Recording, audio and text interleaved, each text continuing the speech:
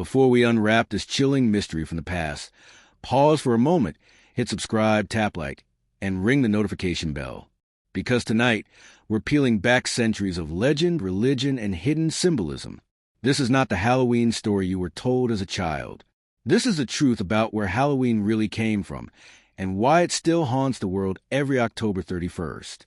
As the days grow shorter and the veil between light and darkness begins to thin, millions across the world carve pumpkins, wear masks, and walk the streets cloaked in imagination. It's a time of spooks, laughter, and candy-filled chaos. But few stop to ask, why? The truth is, Halloween wasn't born in America, nor was it originally about ghosts or costumes. Long before plastic skeletons and haunted houses, ancient Celtic tribes gathered under flickering bonfires to celebrate Samhain, pronounced So-in, a night when the world of the living and the dead brushed close enough to touch. It was a festival of both fear and reverence, a ritual marking the death of summer and the birth of winter. Samhain was no mere party. To the Celts of Ireland, Scotland, and parts of northern France over 2,000 years ago, this was the most sacred night of the year, the turning point between abundance and hardship, life and death. But what began as a solemn rite of connection would slowly morph, through invasions, religious adaptation, and migration, into one of the world's most widespread celebrations. For the Celts, time itself flowed in circles, not lines. Each year ended and began anew on November 1st, marking the shift from light to darkness. During Samhain, it was believed that spirits, both good and evil, were free to roam the earth as the barriers between the human world and the spirit realm weakened. To protect themselves, villagers extinguished their hearth fires and gathered around hilltop bonfires lit by druids, the sacred priests of their belief system. They offered crops and animals to their gods, pleading for blessings and protection from wandering souls. When the ceremony ended, they would rekindle the flames in their homes using embers from the communal fire, symbolizing unity and survival through the winter. But there's more. The Celts believed not all spirits were kind. Mischievous or malevolent entities sought to cause harm, steal livestock, or even abduct humans. This was the origin of the ancient custom that eventually became costuming. People began to wear animal skins, masks, and grotesque disguises to confuse the spirits or blend among them undetected. The earliest Halloween costumes weren't for fun. They were for protection. By 43 AD, the Roman Empire had conquered most of the Celtic lands. With conquest came cultural fusion. Roman festivals, especially Feralia, honoring departed souls, and Pomona Day, celebrating the goddess of fruit and trees, blended into Samhain. Pomona, often depicted with apples, introduced a strange but lasting symbol, the apple itself. That's right, the innocent party game of bobbing for apples, which continues today, was once steeped in divination. Young people believed that the first to bite into the floating fruit would be the next to marry. It wasn't a child's plaything, but a ritual of fate. Bit by bit, the Romans tinted the Celtic New Year with their rituals, tying death with fertility, fire with harvest. By the time Christianity reached Britain centuries later, these ancient pagan practices had already germinated into resilient traditions, far too ingrained to erase. When Christian missionaries spread through Celtic lands between the 5th and 9th centuries, they faced a crucial problem: how to extinguish deeply rooted pagan customs without rebellion. The Church's solution was ingenious. Rather than destroy, they rebrand. In 609 AD, Pope Boniface established All Martyrs' Day to honor Christian saints and martyrs. 2 centuries later, Pope Gregory III expanded to include All Saints and moved the date to November 1st, All Saints' Day, known in Old English as All Hallows' Day. The night before became All Hallows' Eve. Over time, those syllables blended into one haunting word: Halloween. Through this rebranding, Samhain's firelit ceremonies merged with Christian practices of remembrance and prayer for the dead. The Celts still lit candles and carved turnips into lanterns to ward off evil spirits, tying them now not to ancient gods but to the souls of the damned. And so began the transformation of Halloween, from pagan rite to spiritual observance. But not everyone stopped believing in the older powers. In remote villages, especially across Ireland and Scotland, the old ways continued quietly in tandem with the new faith. The dead were still honored. Offerings were still left outside homes to please wandering spirits, now called ghosts instead of fae. The duality of sacred and wicked endured.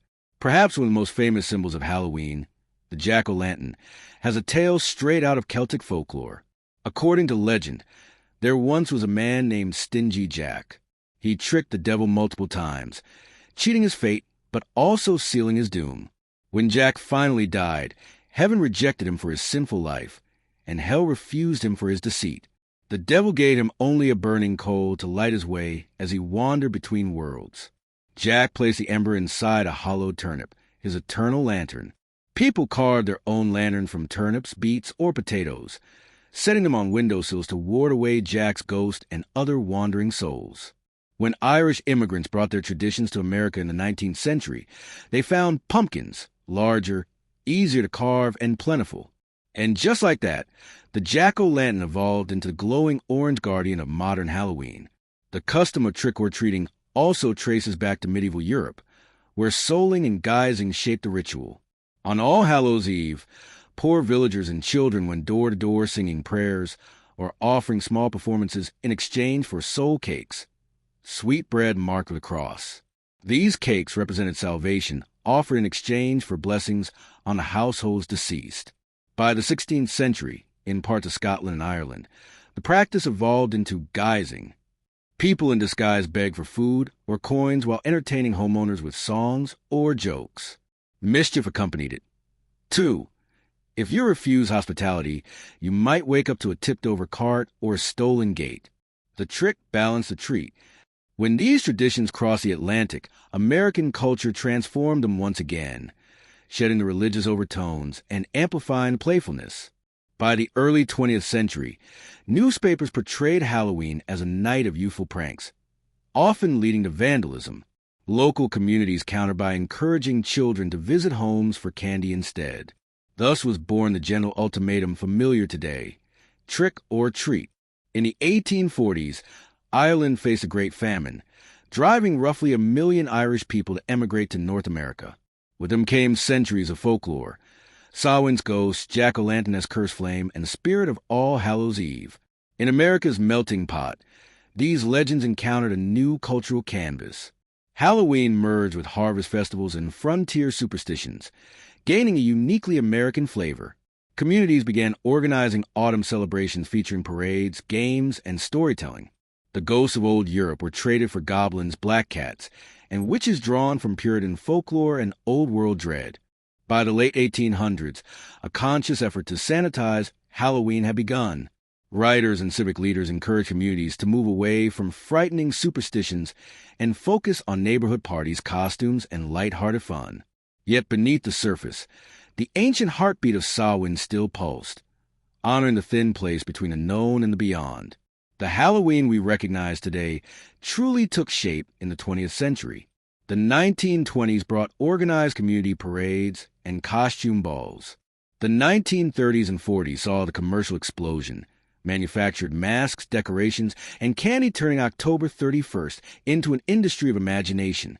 World War II temporarily dimmed the celebrations due to sugar rationing, but post-war prosperity reignited the holiday with even more vigor. By the 1950s, television and advertising helped spread a shared vision of Halloween across the American landscape. Children in costumes, doorsteps lined with smiling pumpkins, and neighborhoods glowing under porch lights. Hollywood joined in, offering darker and more thrilling twists. Classic horror films like Frankenstein, Dracula, and later Halloween 1978 redefined October as a month of fear and fascination. What began as a sacred rite to honor the dead had become a stage for our collective love of mystery, fear, and fantasy. Every Halloween symbol has ancient echoes. The black cat, once a sacred companion of Celtic goddesses, became a superstition under medieval Christianity. Believed to be a witch's familiar, the broomstick represents female independence and mysticism, often rooted in pagan fertility rites. Even the colors, orange for harvest, black for death, reveal the blending of life and decay that defines the holiday. And then there are the ghosts. The idea that spirits can revisit the living on this one night each year remains at the core of Halloween's enduring allure. Whether celebrated through horror films or spiritual reflection, the night remains a reminder.